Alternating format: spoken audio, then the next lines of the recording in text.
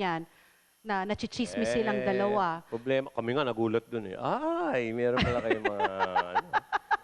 Tapos yung problema nila yan eh. Kay Vic at saka kay Pia, dati dinedenay rin yun. Tapos all of a sudden... Hindi kami, hindi ako nagdi-deny. Hindi ikaw, hindi, pero dati sila nga, di ba? Oo, sila. nagde-deny Showbiz sila. So, friends, di ba ganyan yan? Ngayon, hindi na. Lilitaw naman ko, no, totoo. Oo. And then yung mga ibang mga kasamahan ninyo sa Eat Bulaga, like sina Tony Rose, matagal na doon, sina Ruby, do you see them also staying there for as long as necessary? Alam mo yung Bulaga, ano na lang eh.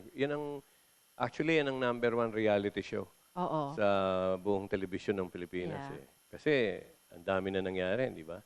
Umalis, nag-link, na ugnay, nagkaanak, umalis, nag-me. Kaya reality yan eh. Tingnan natin, abangan ang susunod na kabanata. Pero yung Eat Bulaga, nag-iensayo pa ba kayo? Do you still prepare for it every day? No? So when you go there, parang pupunta lang kayo ng party na... Ang Eat Bulaga, extension ng kusina namin. Kusina? Ng mga kusina namin sa bahay. Oo.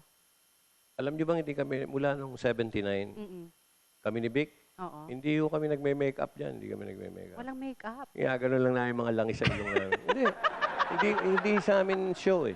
Oo. Naluto kumbaga sa nagkita tayo sa kusina, may camera.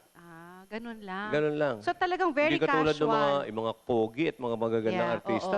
Talagang nakaharap sa mga salamin. Ang gaganda na. So hindi ka banidoso, Joey? Hindi. Kaya nga, pinaka-natural na show. Kami ni Talagang hindi. Nauso lang yung blue na papel na ngayon. Ginaganon. Nako, tingnan mo. Alam mo, Joey, you're really such a wonderful person to talk to. Ang dami-dami pa sana natin pwedeng pag-usapan, pero alam ko lagi nga ikaw on the go at meron ka daw appointment ngayon. Kaya we have to say goodbye. So Joey, is it still possible for you to come back to Channel 9? Do a sitcom for us? Okay. Anong malay mo after Holy Week? Baka bisita mo ulit ako. Aba, naku, maraming Marami pa tayong salamat. pag-uusapan eh. Yes! Thank you very much, Joey De Leon. Sobrang bilis talaga lumipad ang oras. Tapos na? Oo nga, kaya nga gusto namin sana may part 2 eh. Pero walang talagang ka-level si Joey De Leon. So thank you very much, Joey. Wala naman, Patby.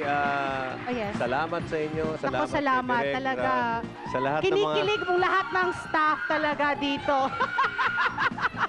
Ang dami pong pa. You know, even at 50 plus, heartthrob ka pa rin sa kanila. Di ba? Pero pa talagang magic. Thank you very much, Joey. Okay. Manood kayo nito lagi. At, yes. You can invite them to watch your other shows. Hindi na siguro.